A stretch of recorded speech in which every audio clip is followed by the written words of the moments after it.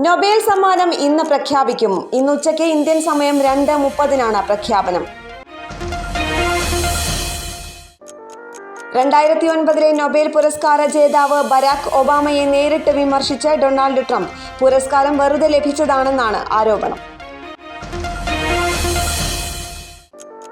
പ്രധാനമന്ത്രി Narendra Modi American president Donald ട്രംപുമായി ഫോണിൽ സംസാരിച്ചു. സമാധാന പദ്ധതിയെ അഭിനന്ദിച്ചു.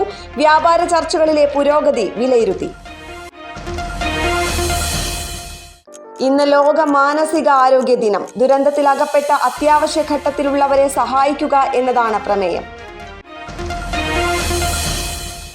സുസ്ഥിര ഭക്ഷ്യ സുരക്ഷയ്ക്ക് വേണ്ടിയുള്ള ധൻധാന്യ യോജന നാളെ പ്രധാനമന്ത്രി ഉദ്ഘാടനം ചെയ്യുമെന്ന് കേന്ദ്ര കൃഷിമന്ത്രി ശിവരാജ് സിംഗ് ചൗഹാൻ അറിയിച്ചു. ശബരിമല സ്വർണ്ണപ്പാളി തട്ടിപ്പിൽ 6 ആഴ്ചയ്ക്കുള്ളിൽ അന്വേഷണം പൂർത്തിയാക്കണമെന്ന് കോടതി നിർദ്ദേശം.